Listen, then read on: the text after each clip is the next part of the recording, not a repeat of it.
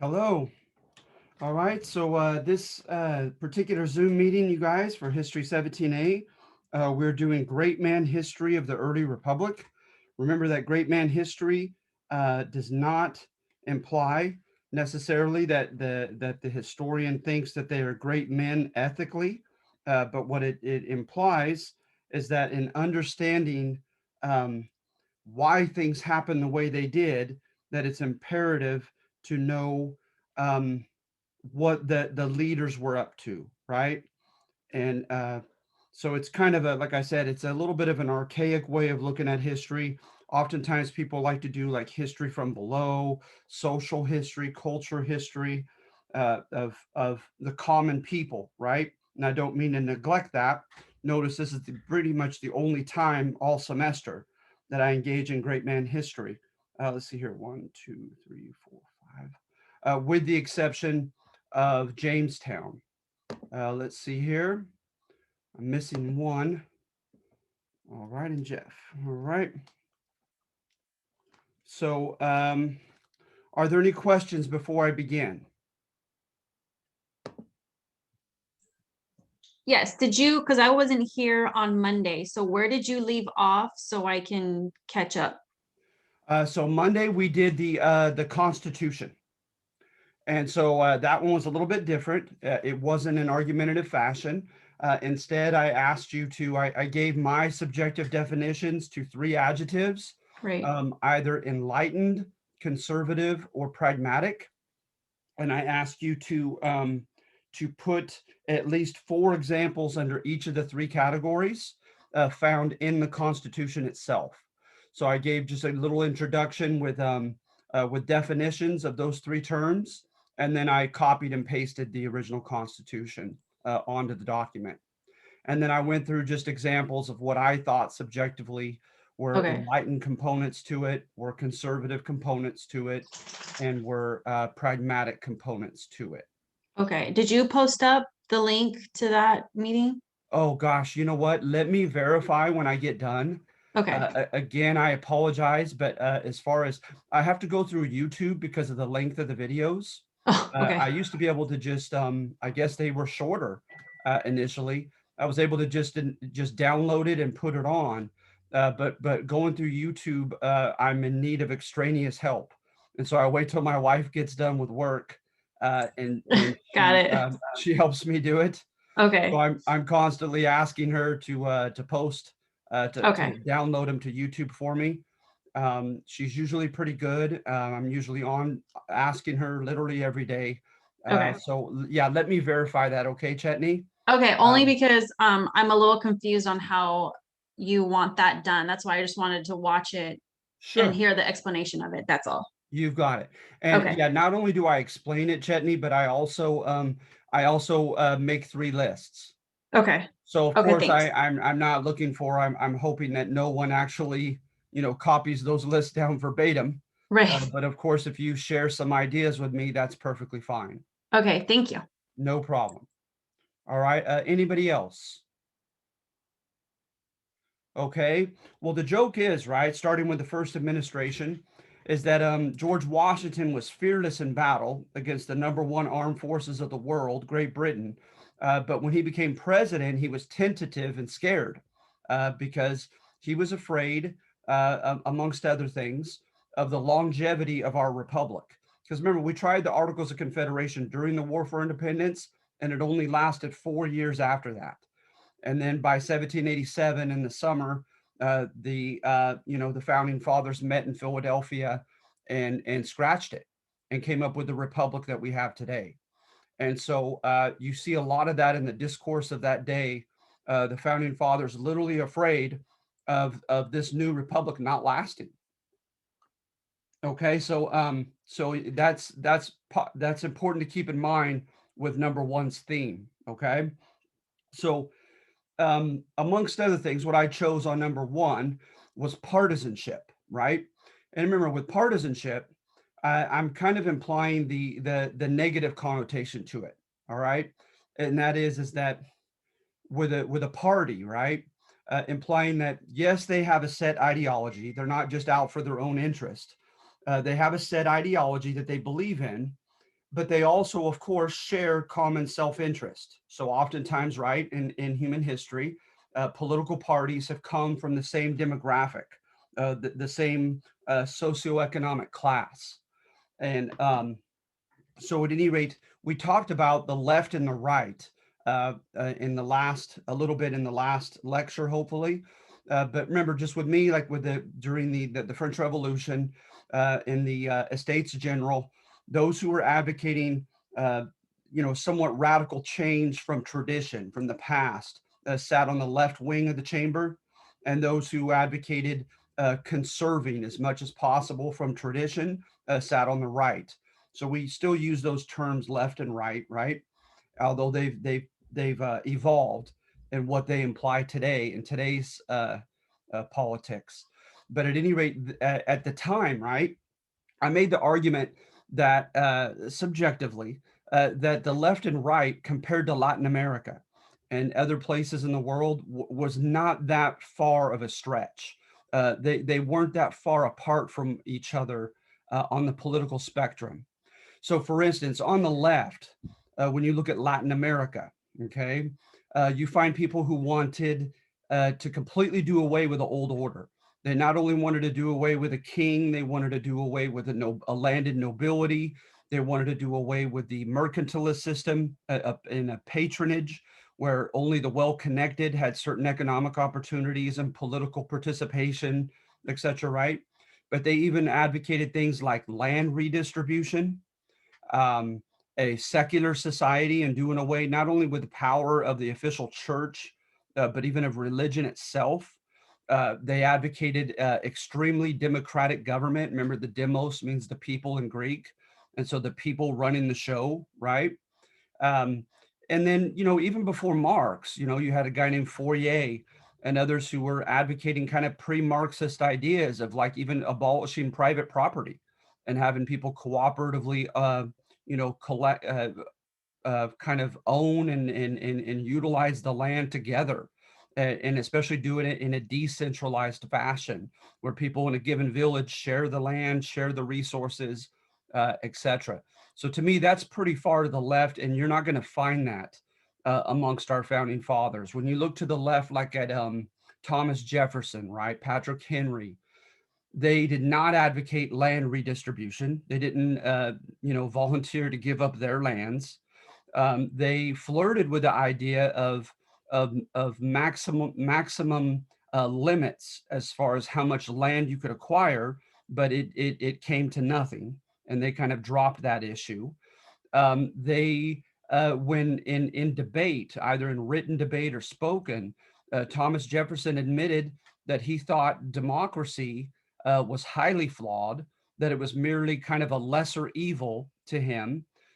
He kind of adhered to the same age old, like Aristotle and others contended that the common person was not intelligent enough, was not educated and properly trained enough, and didn't have the leisure time to prepare to properly make wise decisions governmentally. Um, they believed that the common person would be led oftentimes by his or her passions and emotion rather than logic. And so that the masses would and could, become detrimental to a republic, right? To a government. And so they did believe, like when they read Montesquieu in his book, Spirit of the Laws of the Enlightenment, that there need to be checks and balances on the people as well as on the elite, on the few, right? So also with Thomas Jefferson, he believed in the innate inferiority, the biological inferiority of African people, of African Americans. They did not take a strong stand against slavery. And so, you know what I mean? They of course, they wanted to do away with, they wanted to separate church and state. But as far as having, a secular worldview imbibed by the kids through a public school system and get away from Christianity, they didn't really go that far. And to whatever extent they paid lip service to it, that was all. Um, so then when you look to the right, those on the right, yes, Hamilton wanted the president to serve for life. They had names for the president that sounded very regal-like, like as if we were having a king again. But they too wanted a popularly elected House that had to give consent to legislation that was popularly elected by citizens. They wanted that House to, they supported them being able to impeach the president. They also, on the right, wanted a capitalist system, and they wanted to do away with patronage and mercantilism, where only the few had economic and political opportunities. And so, I would make the argument that the political spectrum was not that broad amongst the founding fathers. There was large consensus that a republic was the best we can do, right? Flawed itself, but what is really better? And so remember, with a republic, I go by Aristotle's simple definition of a mixed government. It has elements of democracy. It has elements of aristocracy. Remember, aristoi means the best in Greek.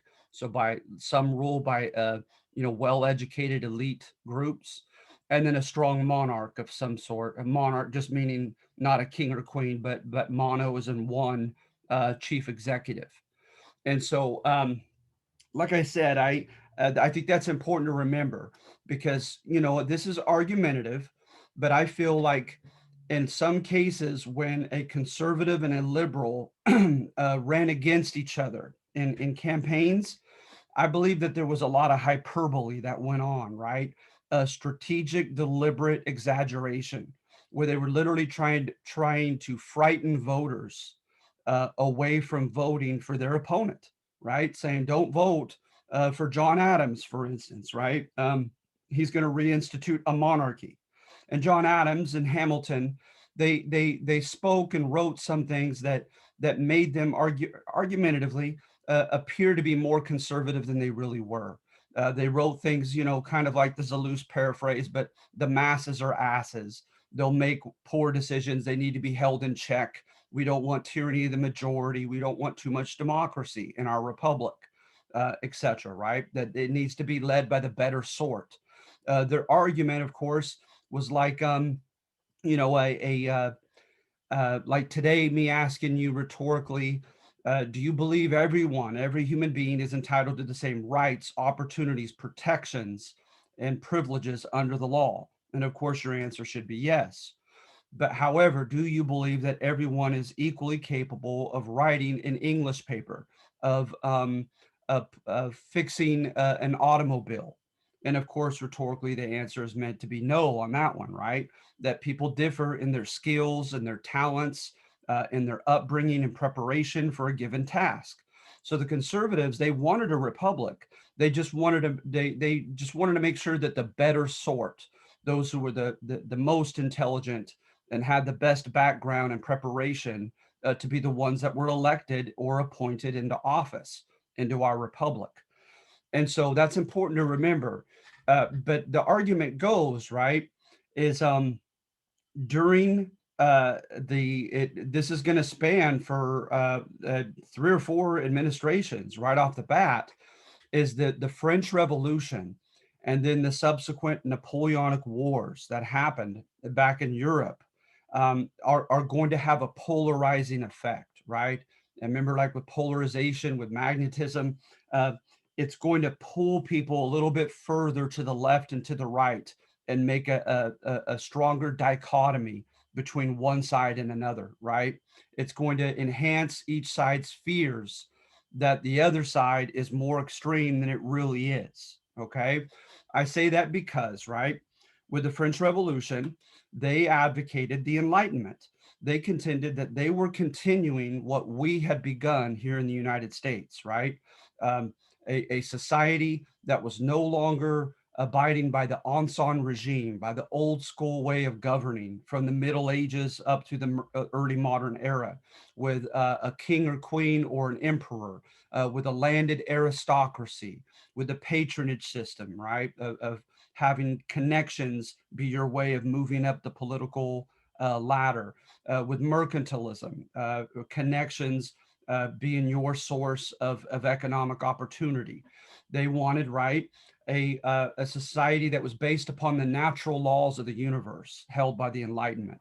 And Mr. those Cal. laws, right, we talked about with Bernard Bailyn's thesis of the War for Independence, that all people are naturally born free, that that's their natural state from the time of the beginning of human history, and that government is our servant and not our master, and that the government's job as our servant is to protect and maximize our natural rights, that there needs to be equilibrium in government with systems of checks and balances and written constitutions that limit what anyone can do, because to them, right, tyranny was dangerous and it was unnatural, and so was privilege. That they advocated a much more egalitarian society, everyone on the same footing as far as equality of opportunity, everyone having the same opportunities to rise or fall by their own effort and by their own merit. And so at any rate, with the French Revolution, they contended that they were continuing what we had begun and initiating this, right? And you have people like Thomas Jefferson, who was sent during the Confederation to France and actually participated in some elements at the beginning of the French Revolution when it was arguably more moderate in scale, like when it was led by the Gironde. Um, and so they wrote their Declaration of the Rights of Man, and it sounded a lot like our Declaration of Independence, right? They arrested the king, Louis the 16th, right? They wanted to put an end to the nobility system, etc. But then things are gonna heat up, if you will, especially associated with the Jacobins, right? When the Jacobins began to take control, Robespierre, Danton, they're going to engage in quasi class warfare. It's going to get to a stage where you literally are declared an enemy of the state if you simply are a nobleman, right? You could be arrested, dispossessed of your lands and titles, and then eventually during the reign of terror, even possibly executed by way of the infamous guillotine, right? They're going to go after the Catholic Church and its privileges and so forth, right? And the privilege from arrest and the separate um, judicial system that the clergy was held under, and their extra vote over Parliament as the first estate, and the nobility, the first and second estate, where they could outvote the third estate of the commoners. They're going to do away with that, and they're going to pretty much declare war against those first two estates. And remember, under the famous tennis court oath, they're going to declare that they, the third estate, represent the only legitimate body of France. Um, they're going to declare year one of reason and do away with the Judeo-Christian, Julian or Gregorian calendar based on the chronology of the birth of Christ. They're going to convert the Cathedral of Notre Dame into the goddess of Athena, the Temple of Athena. I mean, they're going to things are really going to heat up. Okay. And at one point, they're going to begin executing clergymen. Of course, they beheaded Louis the 16th. And then nearby countries, Austria, Germany was in 39 states. So like Prussia of Germany, and of course, England eventually as well. They're going to team up and they're going to try to save the life of Louis the 16th initially. And then when that fails, they're going to declare a declaration that they're going to intervene in France because they're afraid of this contagion spreading to other parts of Europe. And then there's going to ensue kind of a chaotic phase at the end of the Jacobin rule, and Napoleon is going to take over. And with Napoleon, right, he's going to issue his Napoleonic Code. And when you look at the Napoleonic Code, it is rather enlightened. For instance, women are given a lot more powers and privileges and protections and liberty under the Napoleonic Code. Of course, no class differences. Your rise is based upon merit. There are many enlightened components to the Napoleonic Code, but nevertheless, like I said, it was hostile against the wealthy. It was hostile against Christianity and the Catholic Church. And it also was a bit autocratic, right? With Napoleon kind of, paradoxically trying to, impose this enlightened code by way of his unilateral, uncontested leadership over France. And then, of course, the French are going to fight back, and they're going to take it a step further than that. And they're going to, by conquest, they're going to try to impose by force the Napoleonic Code over areas that they defeat. So now, right, you see how my point being is that there were conservatives who initially were for the French Revolution, right? Saying, okay, we see the ties to our war for independence, we see the ties to the Enlightenment that we share with them, etc. But especially like our second president, John Adams, who was a very vocal Christian, when things really heated up and there was kind of a war declared against Christianity in the Catholic Church, and there were mass killings during the Reign of Terror. They had kind of a kangaroo court whereby you were kind of guilty until proven innocent. And oftentimes it was by association. It was just by the class you were in, rather than having actually committed some act of treason against the French people and the French Republic. So to people like John Adams and to people like George Washington, the French Revolution became excessively dangerous, that it had gone too far, right? And then you get these almost blasé quotes from Thomas Jefferson on the left here in America saying, hey, this is a necessary, inevitable evolution in human history. It's a good thing. Yes, it seems to be excessive, but the ends will justify the means, right? And so hence it's going to kind of frighten both the left and the right, whereby, the left is going to say, come on, right? Uh, I thought you advocated a revolution here in the United States. I thought you were pro Enlightenment. I thought you were for a new world order. And now you seem to be showing your true colors, that you don't want to stay much different from England, or even worse, from France under King Louis the 16th, right? That type of society with the nobility and all that Ancien regime stuff. And then the right is going to be like, come on, left, this is ridiculous. We can't believe that you're really that radical, that you're okay with what's going on during the Reign of Terror under the Jacobins, and this maniac Napoleon trying to conquer the old world and impose his code and his unilateral rule over everybody else. So it had a polarizing effect, this French Revolution. So in comes George Washington, right? And he's already had many quotes whereby, you look at like Cicero and Tacitus under Rome, and some of the rhetoric of the revolution or the war for independence, however you see it, entailed the idea of civic virtue. And with the idea of civic virtue, right, is that you have a grand, broad, patriotic worldview, that you don't look at just what's best for poor farmers, for poor manual laborers in the cities, right? But you look for what's best for the entire United States Republic, for every class in every region of the country, etc., right? And you don't adhere to just one myopic, narrow worldview and perspective. And so that's what I mean by partisanship, right?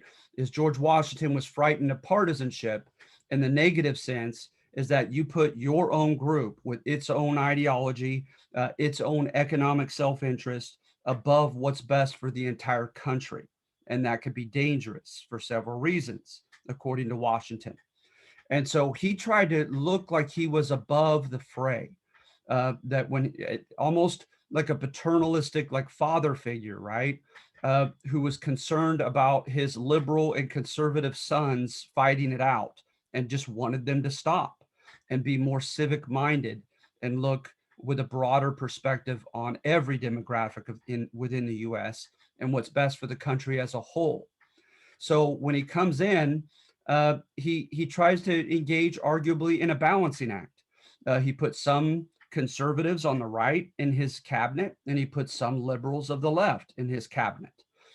For the liberals, he tried to immediately convey the image that he was no emperor or king, right? No monarch in the old sense. He went on goodwill tours and kissed babies and shook hands, right?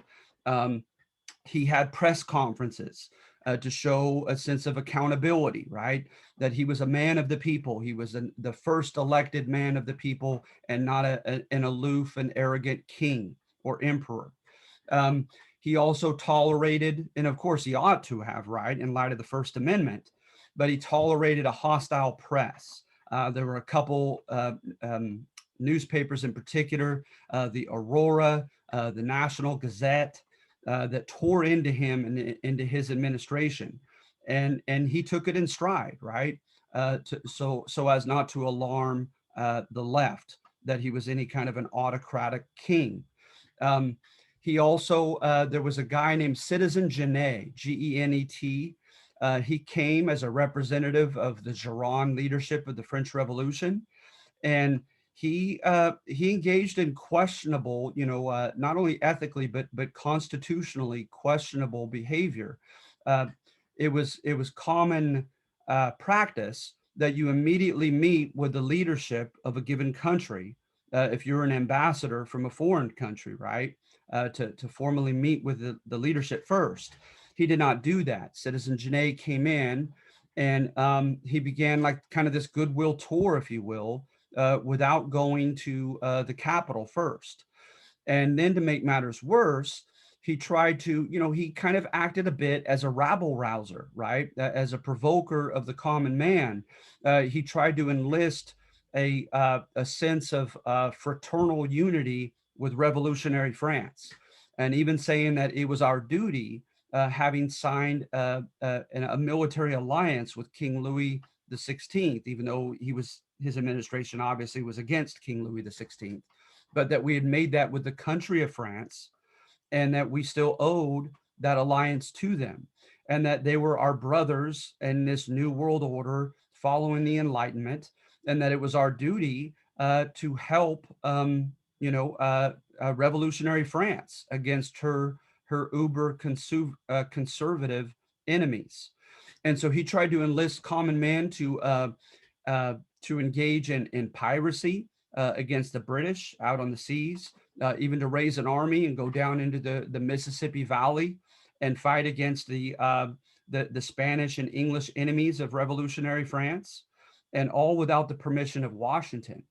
And then to make the polarization worse, within his own cabinet, Thomas Jefferson embraced Citizen Genet and even somewhat followed him on this tour and gave him his public patronage or support, right? Without him first meeting with Washington. And then he takes it a step further, right? And saying that the people, if the administration in the United States were not willing to help revolutionary France, that the people ought to overthrow our administration, that they were betraying our spirit of 76, right? The spirit in which we wrote the Declaration of Independence and wrote about the natural rights of man and calling for this new world order, right? So it bordered on treasonous material in some of his speeches and behavior, and George Washington was furious, but he didn't do anything about it as far as arresting him or anything of that sort. And so he's trying to placate the left and try to convince them that he is not left nor right, right, but that he's this paternal figure that wants them to stop fighting. Then for the right, um, he kept this mystique about himself, right? Because Hamilton and others, they contended that George Washington and the unique way by which he was just held in such high veneration by the American people, that he would give such a sense of dignity and respect to this new government that it would help this new republic literally survive, that he could be a source of unity for the left and right to commonly adhere to, right? And so they would have him, things symbolic, like literally showing up late to certain occasions and not staying too long to keep this kind of mystique about him. They were okay with him starting the president of executive privilege, which you're not going to find in the Constitution under Article 2, whereby he says, you know what, I don't need to share this information with the press nor Congress because it's vital for American self-interest and safety, etc. I'm keeping it to myself, right? And then, of course, ultimately with the right, um, is he was two more things is that one, he was absolutely intolerant of any type of rebellion here within the US. Shays' rebellion scared the heck out of him and infuriated him when that happened during the Confederation. And to him, that was an example of the inadequacies of the Confederacy, that they could not amply deal with such treasonous rebellion amongst debtors. And so he's going to show that with the Whiskey Rebellion. Whiskey farmers are going to refuse to pay a whiskey tax because it was often their way to the American dream, distilling their wheat into whiskey and selling it for profit. And when they refused to pay, they had people impost, people come to collect them, and they literally, it kind of happened organically, but they ended up forming about three different armies, and the most famous was under Daniel Shays, and and threatened violence upon their tax collectors. And to him, that was too far. That there needs to be law and order, right? And then you contrast that with like Thomas Jefferson. This is a loose paraphrase because I don't have the quote readily available at the moment. But when Thomas Jefferson heard about Shays' Rebellion, he said basically a little rebellion is good every now and then, that the tree of liberty sometimes needs to be nourished by the blood of rebels and tyrants. That to him, right, he had read his Machiavelli, and I don't mean The Prince, which was way different, but he wrote another book on a republic, and he said that the best sign for a republic to exist and to stay healthy is for the citizens to stay vigilant, to jealously guard their rights. And that the moment the government begins to infringe upon any of their rights or privileges, that they ought to be somewhat rebellious and so forth, right? Because the moment that they fall asleep, that they get caught up in their own private lives, the Romans called that tending your own garden. Uh, the moment they get caught up in consumerism, right, and stop caring what the government's up to and stop caring about minor infringements on their rights, that the government's going to insatiably continue to take more and more of those rights away.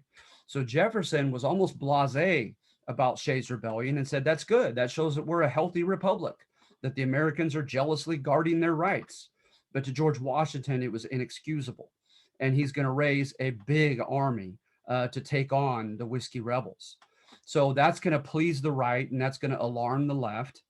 And then also, he is going to appoint Alexander Hamilton as his Secretary of the Treasury. And Hamilton was unapologetically on the right. Um, and what Hamilton does, right, is going to especially alarm the left. He comes in, right, and he says, okay, firstly, uh, he had a vision of what he thought was a progressive vision for the country. He wanted us to be self-sufficient as a country. He didn't want to see us in need, dependent upon the goods and services of other countries. He wanted us to make everything ourselves so that we're not economically dependent upon anybody else, right? So that vision entailed us becoming commercialized. He wanted commerce or trade to be extended from city to city, region to region, and also from our country to other countries, right? And he wanted to make sure that that was facilitated by proper infrastructure, roads and canals, and then of course later on railroads, et cetera, right? To help ensure that would be the case. Also with commerce, he wanted to make sure that there was available credit for as many different industries and businesses as possible, right? For people to get loans because, oftentimes, as they say, it takes money to make money. And to begin a business, there's a lot of capital that you have to start out with. There's a lot of overhead that you have to pay out before you start bringing in profit. And so he wanted to see that. He wanted to see urbanization, people move into cities and cities to diversify with multiple industries, right? And develop multiple classes, etc. But in doing that, he did not adhere to completely to Adam Smith's Wealth and Poverty of Nations book, of the Enlightenment, right? Where it's held that there are natural laws to human psychology, to economics, that whereby there is an alleged invisible hand over a free market that holds people in check, right? So if you don't pay your workers well enough, your competitor will, and they'll go work for him instead. If you charge too high of a price for your product, then your competitor will charge a lower price and undersell you, and people will buy his products instead, et cetera, et cetera. And so it was all part of the Enlightenment, right? The idea that natural laws prevail and they ought to be adhered to. Well, Hamilton was more conservative and more old school. And he said, you know what? I don't believe in the sufficiency of the invisible hand. So, for instance, if you're going to build the famous like Cumberland Road from one state to another, it's going to cost so much, right? In workers and labor wages, and just all kinds of myriad of ways, that why would an average entrepreneur want to engage in that? So what he thought is, if what you were going to do as a businessman would benefit the entire country, that the national government ought to help facilitate your effort and give you an incentive to do that, rather than taking an easier route, right? But that's the key, is that they should do that only when your business benefits the entire country, like infrastructure. If we don't have a textile industry, if you want to start manufacturing clothing and compete with Flanders and England, then maybe the government needs to help you out at first. So he was for subsidizing businesses, right, making it worth their while to engage in these productive techniques, infrastructure development that he claimed would help the whole country. So he was not laissez-faire, not government, let it be, let the economy be completely free and independent, right? From the get-go, in this first administration, he was not laissez-faire. He wanted government intervention to help out and encourage diversification, infrastructure development, etc., right?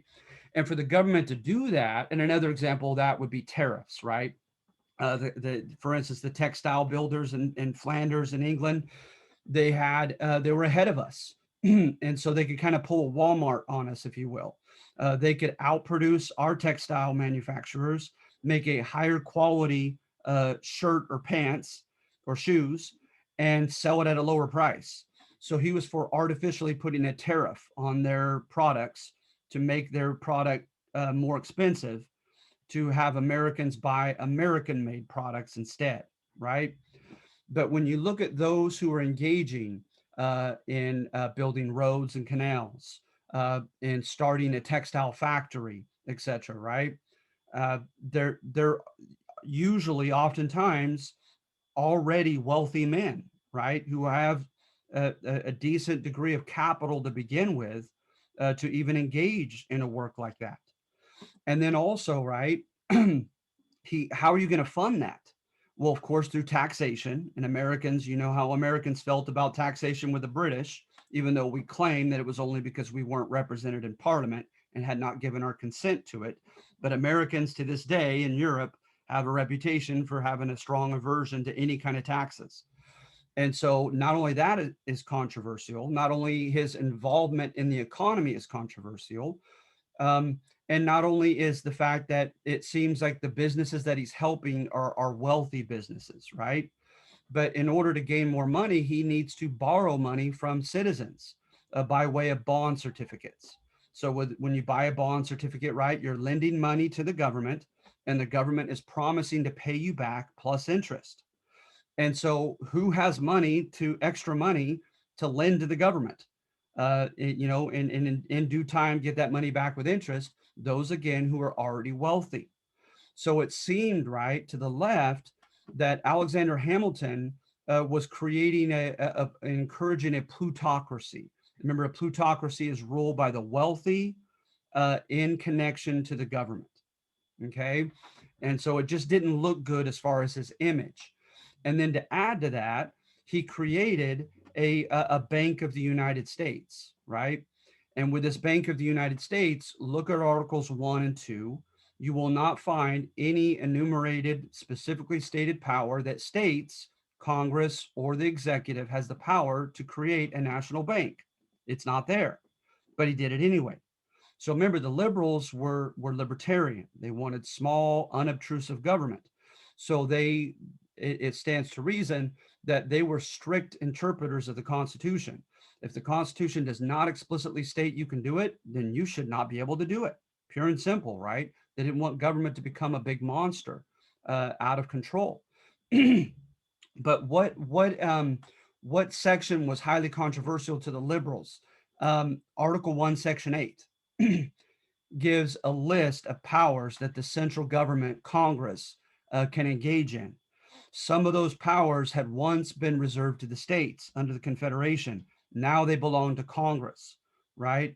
So we had made a stronger central government than under the Confederation, and the libertarians were alarmed by that.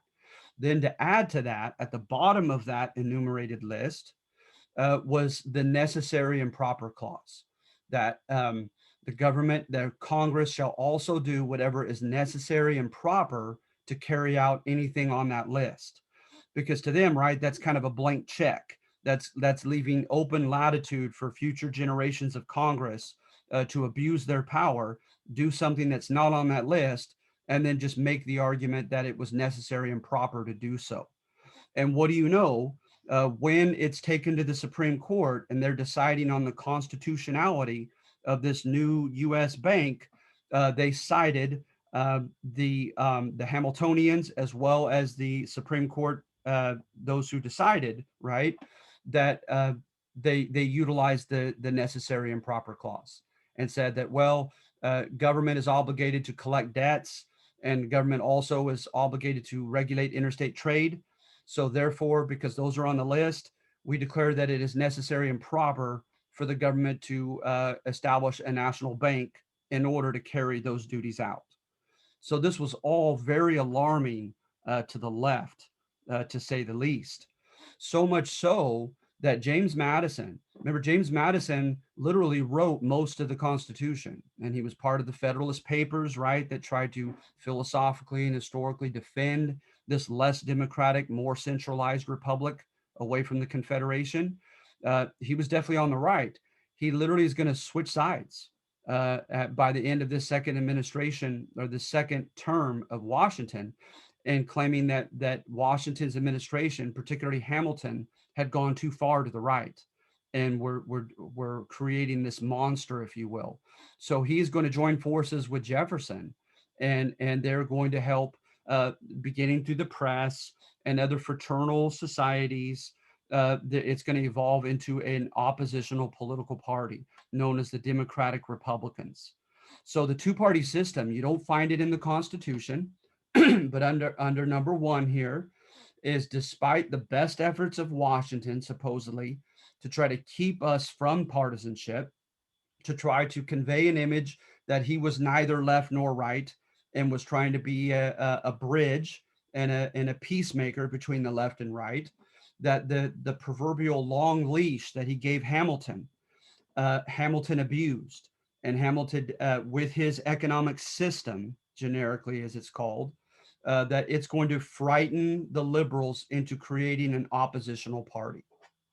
Okay. And then just one other thing that I had omitted is, remember, is that Hamilton is going to take over the state's debts. The national government will, to pay off each state's debts from the time of the War for Independence and the Confederation. And again, think like a libertarian. That's great, right? That in the short run, that the federal government is taking care of North Carolina's debt. But in the long run, right, that's Big Brother now getting involved in North Carolina's budget and finances. And so what big government does for good today could be done for evil tomorrow, right? If you think like a good libertarian. All right. So are there any questions about number one?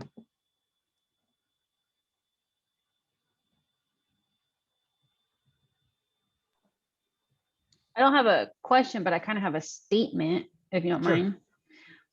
Just because I kind of was researching and reading when you were talking about section 1 is when Washington had Hamilton as Treasury of Secretary, from my understanding, from what I learned through history, is they did not get along. So I'm curious as to why he like gave Hamilton that power to be the Treasury of Secretary. That's a great question. Well, for one, like I said, I think there was a degree of him wanting to balance left and right. I think there also was a deference to Hamilton's wisdom and to his rise. Remember, Hamilton was a rags to riches story, right? And the way that he utilized his influence through by way of the Federalist Papers and during the ratification process, he had become kind of the unofficial leader of the Federalists, of those who wanted a federal republic, right? And even though he should have known, I know he knew that born in the Danish West Indies, not having been born in the States, that Hamilton could not run for president. I think there also was a little bit of fear of saying, you know what, I need to put him somewhere because he was widely known. You're absolutely right. Even those on the right with him, like John Adams, did not like him personally. But like I said, I think there was a grudging respect. I think there was a feeling of almost obligation that they needed to put him somewhere in the administration. I think there was a deference because remember, there was an intellectual insecurity that Washington carried to his grave as far as his relative lack of education compared to some of the other founding fathers. That Hamilton knew his stuff when it came to economics. And I'm sorry, that's probably not a very adequate answer, but that's all I have at the moment. Right. No, I understand it. So it almost just kind of makes it seem like Washington, like today's day, you would say, I made a business decision. Yes. Yeah, Yeah. I think that's safe to say. Absolutely. Yeah. Okay. Thank you. No problem.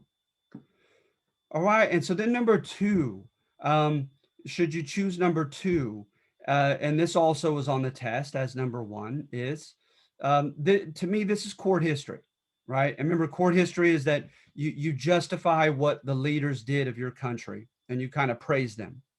When I read McCullough's history, I found it to be a bit court on John Adams, right? That he likes this guy and he empathizes with this guy and wants his reader to do so. Is John Adams, right, as our second president, is going to become the first one-term president. He's going to lose re-election to Jefferson. And so to him, right, the thesis is kind of simple, at least from what I inferred, is that that in a good way, John Adams was not a political animal. He was too honest for his own good. He had too much integrity and independence of thought for his own good, and that to survive, especially now by the second administration, where you have a partisan uh, political establishment, you know, two kind of established parties, if you will, that you better pick one and you better adhere to that party's platform faithfully, right? Because you know you've already, by associating with one of the two parties, you've already alienated yourself from the other. So you better not alienate yourself from your own party or you'll be done in. And that's exactly what John Adams does. And he attributes it to his independence of mind, his independence of thought. Okay. And so to the left, um, some of this might be a little bit redundant, is remember John Adams, especially as a vocal Christian, was very vocally anti-French Revolution by the time the Jacobins took over and the Reign of Terror occurred. Also with Napoleon, right? He called him a despot. So he clearly was against the French Revolution as being excessive, going too far, right? When he comes in also, both sides during the Napoleonic or Continental Wars, there was kind of a notion already. They would have these councils, these meetings throughout Europe, whereby they would make certain decisions about about the conduct of war. It's a fascinating topic, actually. When you look at the Roman Catholic Church during the Middle Ages, they called it just war doctrine, going all the way back to what, the 300s or 400s with Augustine of Hippo. They would write, right, about uh, if you are a Christian and if you are a Christian kingdom or country, you are to adhere to certain principles. And as long as you do such, you cannot worry about the sin of murder under Judeo-Christian, laws or values or ethics. That under the right circumstances and in the right manner, you can fight in a war for your country or kingdom, and the Judeo-Christian God will not, uh, convict you, if you will, of murder, of killing someone on a battlefield. And the two categories and it kind of became secularized by the time of the Enlightenment. I believe it was the 1600s. You had a guy named Hugo Grotius, Grotius, very fascinating writings, whereby he tried to kind of codify this tradition of the Catholic Church into a more secular code. And the two broad categories, right, were reasons for fighting and manner by which you fight. And that if you adhere to those rules, then you're okay. Then it doesn't constitute hypocrisy or sin for you as a Christian and in a Christian country or kingdom to fight on a battlefield under the right circumstances. And so, it's going to be further codified during the Crimean War in the mid 1800s when Turkey and Russia are fighting. That's going to be the beginnings of, an evolution toward like the United Nations and NATO, right, later on. But there's already that definitely that popularly embraced notion in Europe and in the United States of international laws, right, that are to be adhered to, especially during war. And of course, one of the fundamental tenets of that is that if you are a non-combatant, if you're not a soldier and you're a peaceful farmer, right? If you are a non-belligerent country or kingdom that is not officially at war, then you are not to be attacked by soldiers. You're not to be killed. Okay. And so that includes, of course, merchants from neutral countries, right? People who are just trying to trade and make money while two countries are fighting it out. And so during this war, you have the British as well as the French governments make these decrees that violate that notion, that state basically you are not allowed to trade with our enemy. And remember, the exception, of course, is contraband, right? If it's against an official list of prohibited goods, and you can make an easy guess of that, and that's anything to do with weaponry, right? You can't sell weapons to either belligerent country. But if you're trading them food, grain, cotton, clothing, that clearly does not constitute contraband. So our merchants were trying to trade, oftentimes non-contraband civilian products, and they were being captured by both sides, and at the very least, having their stuff confiscated, so that those goods and products could not get to the other side. It was basically a formal blockade that they were declaring, right? They were trying to starve one another into submission and keep products from getting into their country. And so with the use of their navy. And so both sides clearly were in violation of this. Not only do they have actual laws and edicts that they made, but then actually carrying it out. There were episodes from both sides, right? But when John Adams gets involved, he focuses only on the French violations and not the English. And so he raises a navy, right? And he has them engage in a convoy system, right? Where the Navy a couple times a year is going to chaperone our private merchants, particularly here in the American hemisphere, in the Caribbean, and they're going to protect them as they're trying to sell their non-contraband goods, right, to whomever they please in the Caribbean. Well, notice, right, with the separation of powers, it's Congress that was delegated the power to raise an army and a navy. It was Congress who was first supposed to declare war, right? And then, and only then, after they declare war, does the president become commander in chief of the armed forces and gets to run the army and navy, right? In the midst of a declared war. So he's bypassing all of that, and he's getting our Navy involved in certain battles and conflicts where we literally lost some of our men. And so it was known as the quasi, the sort of or almost war here in the Caribbean. And so, needless to say, that's going to alarm the left, not only in his violations of constitutional checks and balances, but also, again, why is he focusing on French violations and not English? Because you have to remember Jay's Treaty. Just before he came in Washington's second tenure as president, we made Jay's Treaty with England, trying to get them to end these violations of our neutral rights, and they would not do so. And Jay's Treaty was seen as an embarrassment to our country, sign of the haughtiness and arrogance of the British government, and also, right, that it was supposedly showing the true colors of Washington's administration, that we were kissing up to England, right, during these Napoleonic wars. So this is just going to exacerbate that. It's going to make it worse, this quasi war, right?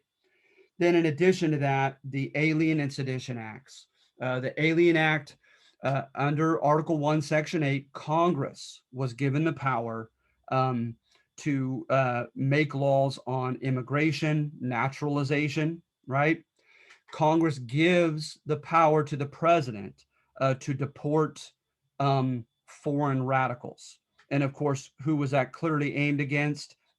Like Citizen Genet, it was aimed against French Revolutionary era immigrants, trying to provoke us to help France, because they were starting democratic and Jacobin societies in some of our major cities at this time.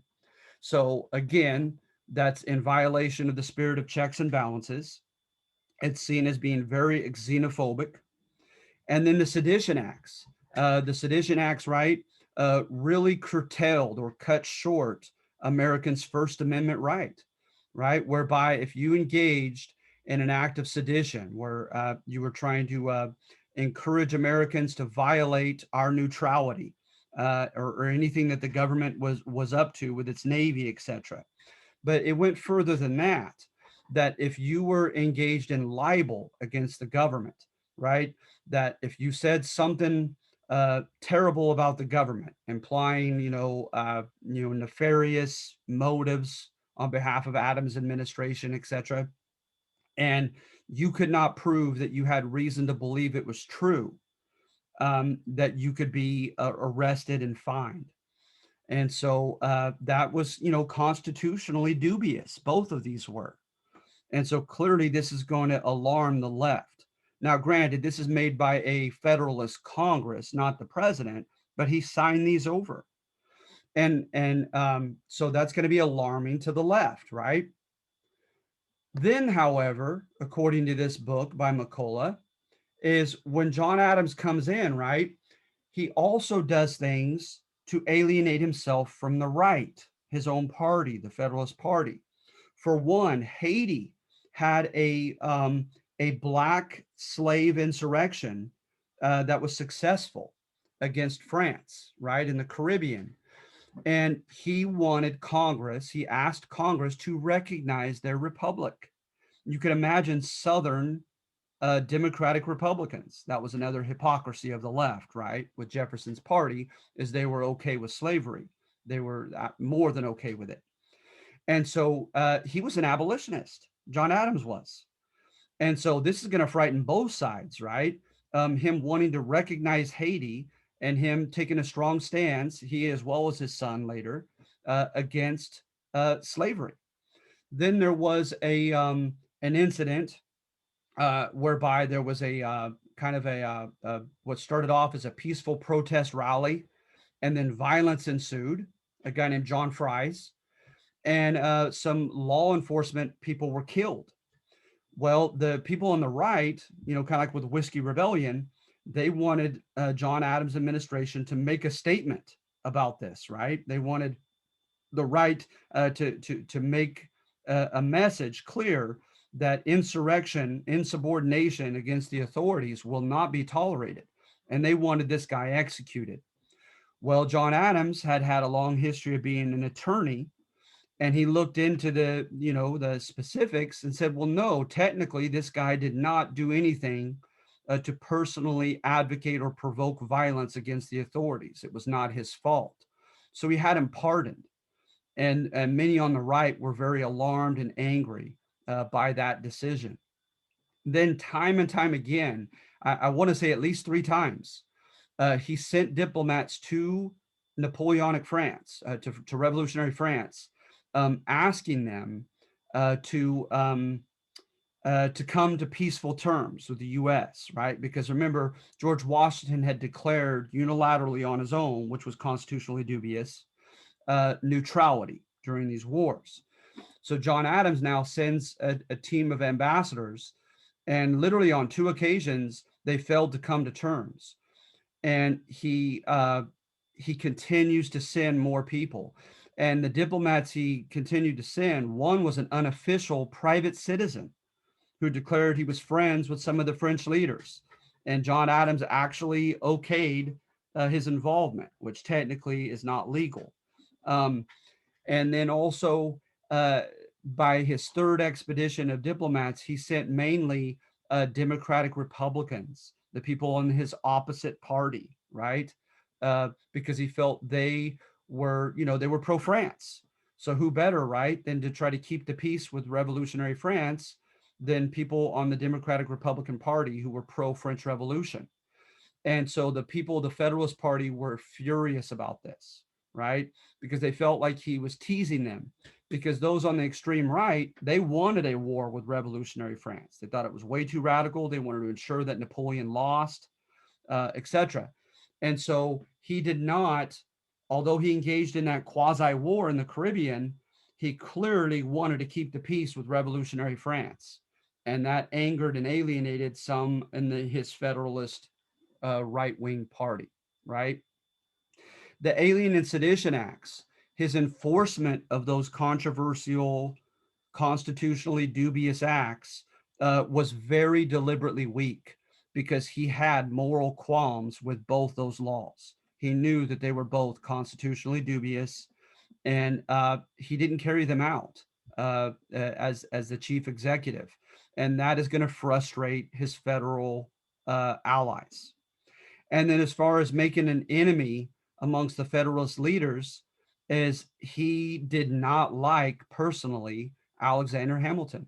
He thought Hamilton was a would-be demagogue and tyrant, that he was vain and only out for his own glory and his own enrichment and power. And, and John Adams also, as far as his personality, was known to be a bit of a highly, easily irritable man with a little bit of a little man's complex. And so he made a powerful enemy in Alexander Hamilton, because he couldn't help himself. He didn't like him personally. So again, right, McCullough says that this John Adams was just too honest for his own good, too transparent for his own good, too independent-minded for his own good, and that that doesn't work in politics. So he ended up alienating both sides, and hence lost re-election.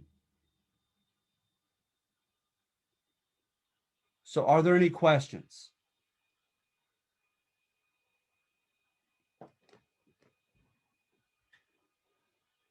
All right, and then 3 and 4 pertain to Thomas Jefferson. I find number 3 certainly not the way that I put it together, but the message itself, the book from which I got it, American Political Tradition by Richard Hofstadter, to be absolutely fascinating. Jefferson is depicted as a very passive-aggressive, non-confrontational, neurotic man who dealt with wealth guilt. according to Hofstadter. This kid, right, growing up, was born with a silver spoon in his mouth for one simple reason: his mother's maiden name. His mother was a Randolph, and that was a well-connected name in Scottish nobility. And as of 1707, Scotland was one with England as Great Britain. And so he had lots of wealth, lots of education, lots of political and economic opportunities that were afforded him simply because of his mother. But his mother marries down to his father, Peter Jefferson. And under English coverture, everything that belonged to the mother became the father's, became the husband's once they married. And the in-laws, the mother's parents, were clearly not happy about this. And they apparently showed nothing short of disdain for their son-in-law and resentment because of such, right? Of him taking their daughter's hand in marriage and taking legal rights over her, economic assets from her, etc. And that supposedly caught in the middle of this in-law friction is this young, awkward, bashful, non-confrontational child, Thomas Jefferson. And so he doesn't have the courage to stand up to his mother and his maternal grandparents. He also supposedly, according to this chapter, has issues in which he never feels like he has earned or will earn the affirmation, the approval of his dad, right? And so hence you literally have cases in which he tries to engage in manual labor, for instance, at home with his dad. And his dad tells him, no, son, use that Randolph name. And you don't ever need to get your hands dirty. Go get the best education you can and rise as high as you can. And so hence, right, remember, he's reading in the midst of this fine education, Enlightenment and classical Greek and Roman works that in many ways is very disparaging of privilege, right? Of artificial privilege, of certain people having certain opportunities, certain powers, certain rights, simply because of their family name and connections. So hence he develops supposedly this incredible wealth guilt, right? Here he is, the spokesman for the Enlightenment, and yet he is a product of the Ancien regime that the Enlightenment is against, right? So that you see a degree of psychological compensation, so that when he comes into the presidential office, right, he tries to go above and beyond and portraying himself as a non-pretentious man of the common people, right? And in a way, also, long after his father's death, perhaps trying to gain his dad's approval and saying, "See, Dad, I'm not just a privileged brat, Randolph kid. I'm your son."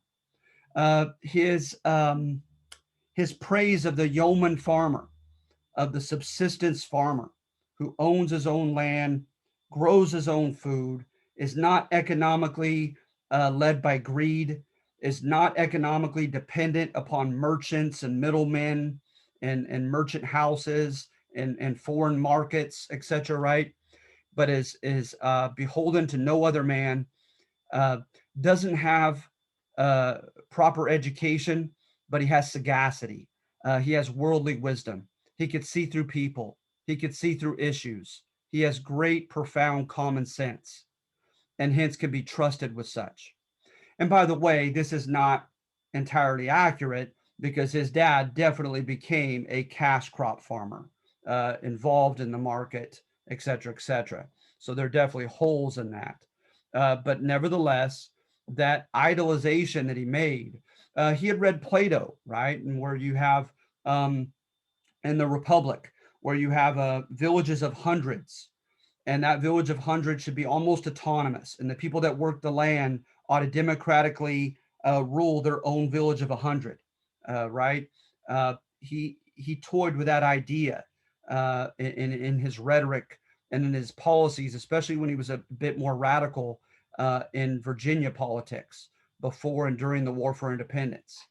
So Hofstadter states, right, that Jefferson portrayed himself as a democratic man of the people because of psychological issues connected to his upbringing, and in particular to his mother and mother's family and his father. And again, I find that to be fascinating. Any questions on that?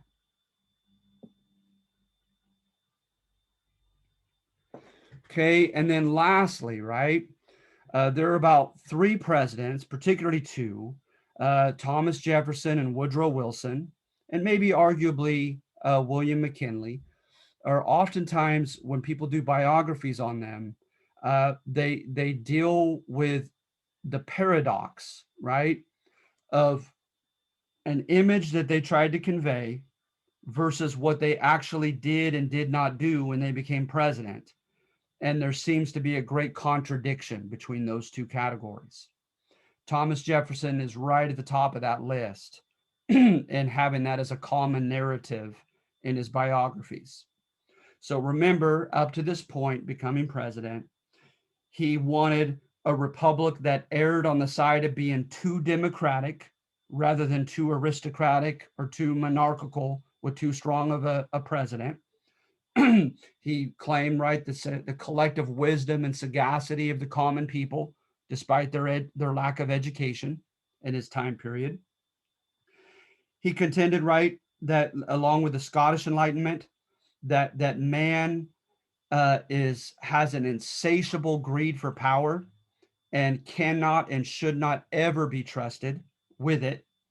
And so hence there ought to be a strict adherence to a written constitution and strict limitations to what governmental leaders can and cannot do, and that there ought to be a strict interpretation to that written constitution, and that if it is not explicitly written in that constitution, then that governmental leader, that governmental body cannot and should not do it. Okay. He really extolled the Enlightenment in its notions of natural rights, the inherent equality of all human beings, the fact under the Enlightenment, right, that any differences amongst ethnicities, nationalities, civilizations, of some seeming to having achieved a higher level of civilization. And I say civilization kind of with finger quotes, right? Because that's kind of subjective how you define civilization. That the differences are not biological. They're not inherent or innate. They're not born with them as some people being inferior to others, but that they're strictly historical and environmental.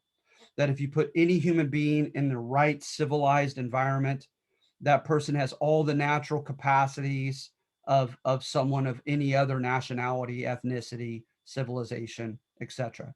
But of course, right, he believed that there were individual differences. Some people are born, right, more intelligent than others, etc., etc.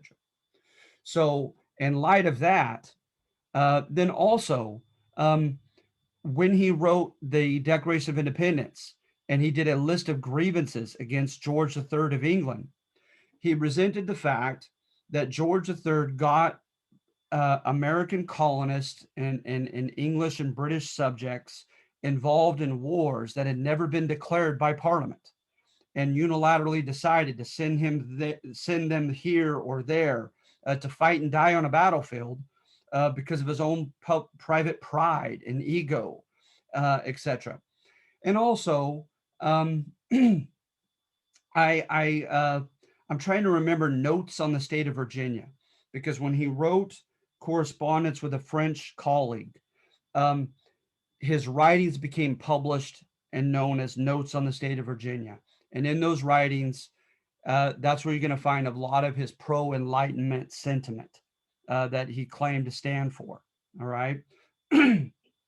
But at any rate, I'm trying to remember his stance on imperialism. But I know just from the War for Independence, the Declaration of Independence itself, that he claimed that that was one of the great sins of George III was imperialism, right? Imposing his will on another people somewhere else on foreign lands against their volition and their desire, right? Their wishes. And then also he wrote in the notes on the state of Virginia against slavery, how inhumane it is, right? How it harms the master as well as the slave, how it constitutes um, a very unhealthy and sick relationship between master and slave, because by nature he says, right, the slave has to be a sycophant, has to be like the people that were currying favor in the courts of kings, queens, and emperors in times past, whereby they can't, by nature, by the situation, be truly honest with their master, right? They have to kind of suck up to him or her and be dishonest, and learn to be privately, secretively, and deceitfully ambitious, and for their own well-being and their own survival. And he said, what better example of that is a white master with a black woman slave? Because after all, can she really be honest with him and say no? So, in light of those things, right, in the notes on the state of Virginia, and his writings during the War for Independence, and after that, right, you find a lot of ironies once he becomes president. So, for one, right, he unilaterally buys the Louisiana Territory. Nowhere in Article 2 does it say the president can buy foreign territory, but he does so anyway. Then, when he buys it, he sends Lewis and Clark on an expedition, Zebulon Pike and a couple others. Um, Meriwether Lewis brought back a lot, which kind of implied, suggested Jefferson's intellectual curiosity. Because after all, he's trying to buy that land, right? So he wants to know what it's all about. So he brings back information about the soil, the weather, flora and fauna, the culture of the Native Americans, et cetera, right? But Clark oftentimes introduces himself as the military man, right? And tells the Native Americans in this Western territory that they're traveling through, greetings from your great white father, right? Basically telling them, whether you like it or not, guys, you have a president that is your master and is about to buy this territory. He gives information as far as their strength in numbers, how many warriors they have, uh, ways by which they could be won over, or more cynically bought, as far as commodities or things that they kind of covet, right? And then also, of course, with their numbers, right? Just in case we're going to have to fight them in the future, how much force, how many soldiers are going to be needed to defeat them? So it's almost like a pre-conquest espionage expedition, as well as an intellectual curiosity expedition. This Lewis and Clark expedition. Then, when he does buy the land, and by the way, his executive Livingston and Monroe, they buy this territory and then subsequently ask Congress, the Senate, to approve it and say, well, technically it's a treaty, right? And so the Senate needs to approve it. But he did it kind of backwards, right? Instead of asking the Senate first. Then, when he buys the territory, he puts a 21-man commission over the northern section of it and over the southern section of it, and they initiated their own codes of law. He did not grant democratic government to the people in the Louisiana Territory. All right, Mr. Democratic, right? He didn't do so. Then, in addition to that, he engages in a undeclared war for a time period, and also an attempted coup in North Africa, in Tunisia, with the Bey or Basha, the governor under a sultan, a Muslim leader named Yusuf Karamanli, who had a corsair army, these official pirates who would stop American merchants and extort them.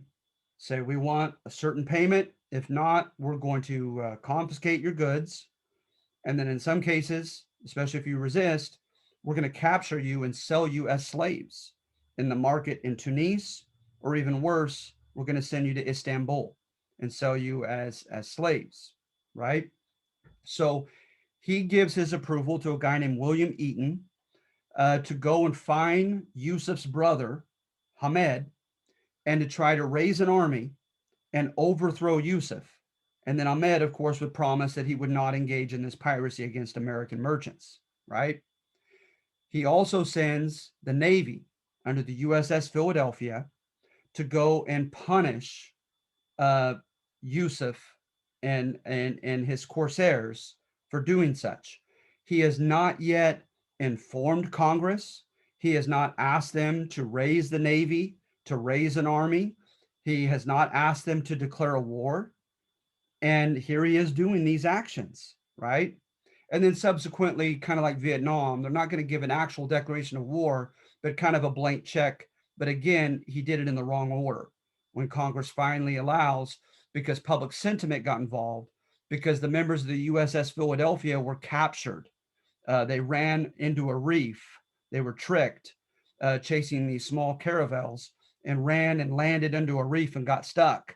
And these Navy soldiers were captured, and the Basha threatened to sell them as slaves, and they were held for ransom.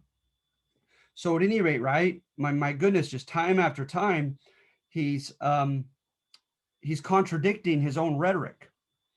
And then, of course, right, he kept slaves, oftentimes up to about 160 of them, up to his death. He had an affair with one of his slaves after his wife died, and lived with her. He was able to be more openly, a bit more egalitarian, almost like a boyfriend or husband with her when he took her to France, named Sally Hemings. They had 4 kids, biracial kids that grew up to adulthood, and he freed them upon adulthood. And there's not much evidence of him having anything to do with them after he freed them. And so remember what he had written about a relationship between a master and a slave, right? A romantic relationship. So my goodness, right? Who is this guy? And then also Hamilton's system. He did not take it apart. And he was one of the most vocal opponents to Hamilton's system, right? As an unconstitutional, plutocratic system, and yet he kept it as it were.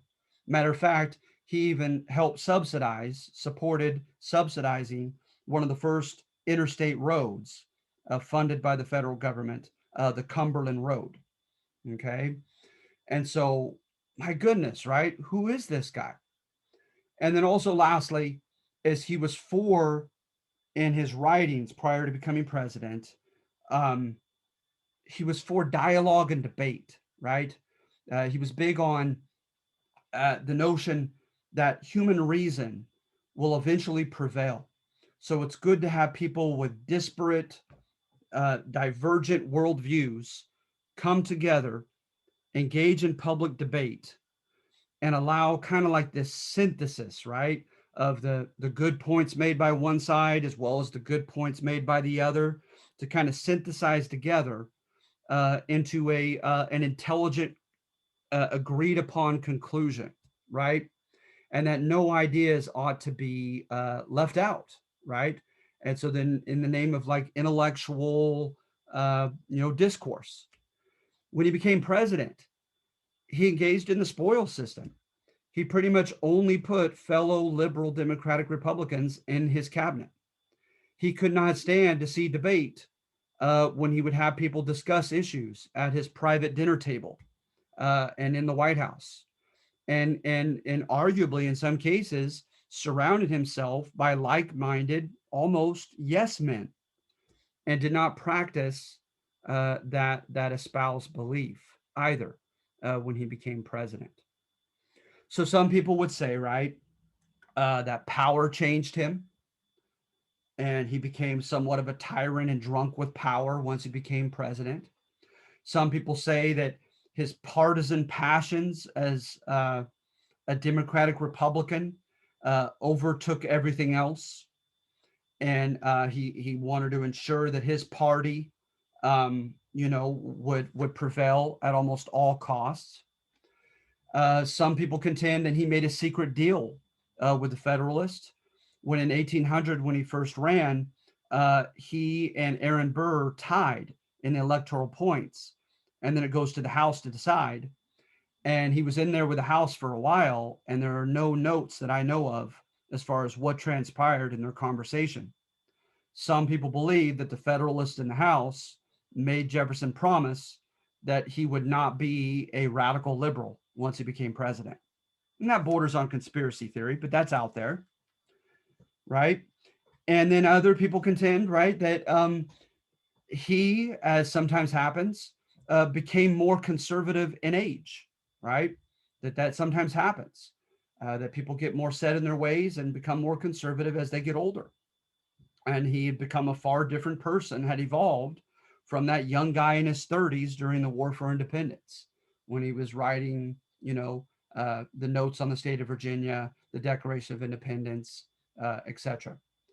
But in our textbook, right, it's a little bit more court history again, is I think Alan Brinkley is writing very sympathetically toward Jefferson, and more than suggesting that Jefferson, especially as a non-confrontational man, felt as if the circumstances he kept running into almost forced him to go against his own rhetoric, made him feel compelled to no longer be idealistic, whereby you want to change the world for the better, right?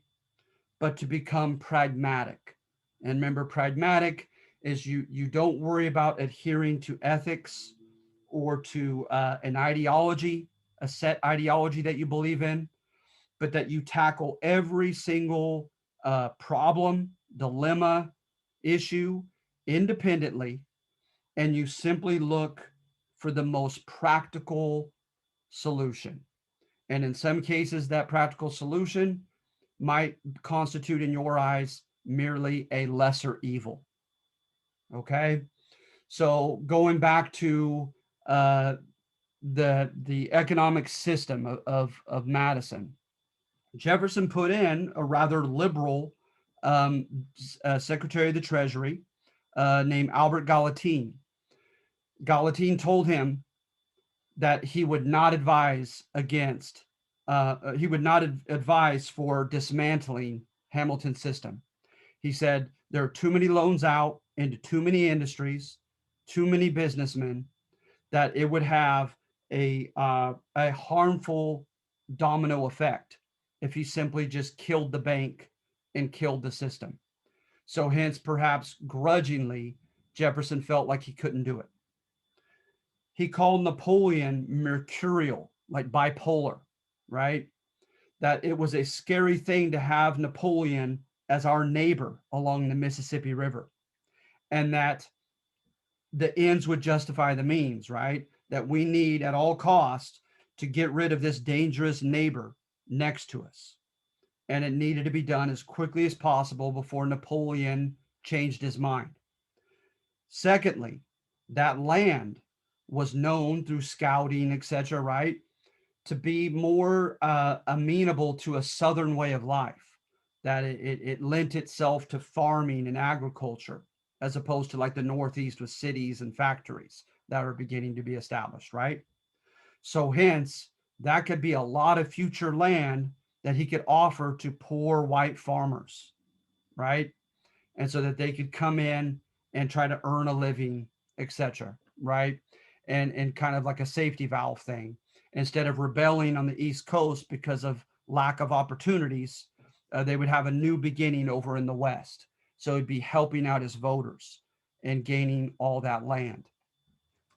He contended that it was vital to eventually get rid of Hamilton's system and getting out of debt and balancing the budget, and that it was vital that our merchants not lose their produce in the Mediterranean.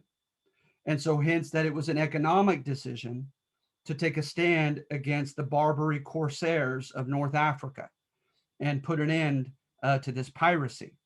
So hence he claimed that there was an economic, philosophical reason for doing this, right? and sending boys over there to fight before Congress had declared war or given sanction to it. When he bought the Louisiana Territory, you had the Creoles, the French Creoles. They were pre-French Enlightenment, pre-French Revolutionary leaders. They were old school. They still called themselves a nobility, right? So they were not enlightened. The Cajuns, who had been forcefully deported from Canada, had a reputation for rebelliousness, right? Then you also had Spain, time and again, control that land. And you had Spaniards who were under an old Spanish system where the Cortes or Spanish Parliament did not have a lot of rights and powers. So hence they were kind of pre-Enlightenment also. And then of course you had Native Americans. And so hence, right, these people could not be trusted with self-government, at least not yet. And so later on, when states would be carved out of this big territory, then in due time, he could trust representative democratic government in that area. Not to mention, you look up a guy named General Wilkerson and Aaron Burr, and they were connected to a highly publicized trial of trying to take the Louisiana Territory away and secede from the country in conspiratorial fashion. It's a fascinating story. So hence he had reason to fear losing immediately this territory that he had just bought. So hence he felt compelled that he could not yet entrust it to democratic government. And trying to think of other examples that I've used. And then also, right, is that he contended that his society was not ready yet to embrace abolition of slavery. And so hence his slaves were better off to be owned by him as their benevolent leader who never had them publicly or physically whipped and treated them humanely, etc. And that he loved Sally Hemings, particularly his youngest son, Eston. He had a very endearing relationship with him, but that he just lacked the courage, the political courage to stand up against the hostile Southern white climate of his time period, that he was ahead of his day, he knew it, and he didn't have the courage and backbone to take a real stance. And that he didn't free his slaves at death because he was so badly in debt. And he wanted to give those, quote, assets to his white daughter. But one thing that can't be explained by this favorable sympathetic thesis of Alan Brinkley's, as far as forces beyond his control, right, forcing him to become pragmatic, is the fact of his essentialist stereotypes against African Americans. Is he believed that women and African Americans were biologically, innately inferior in intelligence, in particular, to men of European ethnic background. And there's just no getting around that. And he had the term, we have the wolf by the ears, we dare not let it go. He was afraid that slaves had been treated so poorly that once you freed them, they would likely rebel as they did in Haiti, and there would be nothing but violence. And also, he was afraid that through miscegenation, interethnic sex, that the attributes of Euro-American men, of white European origin men, would be diluted. That their progeny, their children and children's children, would be less capable of creating culture, less intelligent, by quote breeding with black people, which is so ironic, right, in light of his relationship with Sally Hemings and their 4 children. So are there any questions or comments on number 4?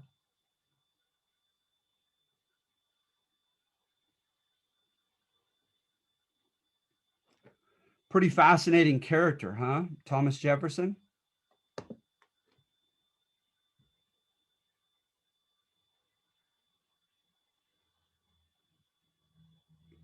Do you guys feel like you have from this lecture a pretty decent command over the subjects in light of the tests that will come, in light of this assignment that you'll be engaging in?